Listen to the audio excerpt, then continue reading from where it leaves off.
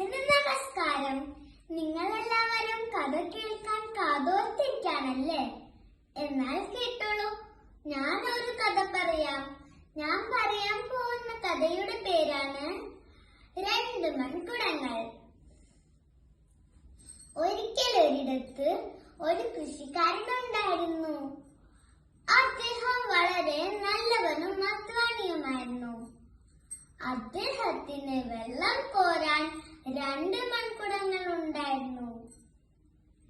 എല്ലാ ദിവസവും പുഴയിൽ പോയി രണ്ട് മൺകുടങ്ങളിലും വെള്ളം നിറച്ച് വീട്ടിൽ കൊണ്ടുപോകുമായിരുന്നു. ഒരു ദിവസം അദ്ദേഹം വെള്ളം കോരുന്നതിനിടയിൽ ഒരു മൺകുടം പൊട്ടി അതിന് വിള്ളലുണ്ടായി.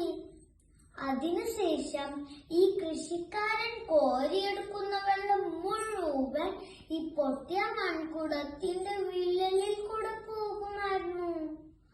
വീട്ടിൽ എത്തുമ്പോൾ വെറും അരക്കുടം വെള്ളം മാത്രമേ മിച്ചമുണ്ടായിരുന്നുള്ളൂ.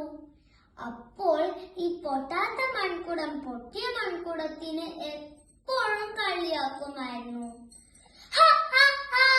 നീ പൊട്ടിയതാണ്, നിന്നെ കൊണ്ട് യജമാനന് ഒരു ഉപയോഗവുമില്ല. അധികം വൈകാതെ യജമാനൻ നിന്നെ കളയും.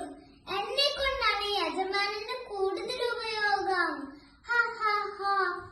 അപ്പോൾ ആ പൊട്ടിയ കുടത്തിന് ഒരുപാട് സങ്കടം വന്നു. പക്ഷേ ആ പൊട്ടിയ കുടത്തെ കൃഷിക്കാരൻ കളഞ്ഞില്ല. ഒരുപാട് നാള് വീണ്ടും അതിൽ തന്നെ വെള്ളം കോരുമായിരുന്നു. ഒരു ദിവസം കൃഷിക്കാരൻ വെള്ളം കോരിക്കൊണ്ടു പോകുമ്പോൾ പൊട്ടിയ കുടം അദ്ദേഹത്തിനോട് പറഞ്ഞു, യജമാനനെ, നിങ്ങൾക്ക് എന്നെ കൊണ്ട് ഒരു ഉപയോഗവും ഇല്ലല്ലോ. നിങ്ങൾ കോരുന്ന പകുതി വെള്ളവും ഞാൻ പാഴാക്കി കളയാണ്. എന്നെ കളഞ്ഞിട്ട് പുതിയൊരെണ്ണം വാങ്ങിയാലും. ഇതു കേട്ട് കൃഷിക്കാരൻ പറഞ്ഞു, ആര് പറഞ്ഞു നിന്നെ കൊണ്ട് എനിക്ക് ഉപകാരമില്ലെന്ന്? നീ വഴിയിലേക്കൊന്ന് നോക്കിക്ക, എത്രമാത്രം ചെടികളും പൂക്കളും പച്ചക്കറികളുമാണ് ഇവിടെ വളർന്നു നിൽക്കുന്നത്. നിന്റെ വിള്ളലിൽ കൂടെ പാഴായി പോകുന്ന വെള്ളമെല്ലാം ഈ ചെടികളിലേക്ക് വീണാണ് ഇതെല്ലാം ഇത്രത്തോളം വളർന്നത്.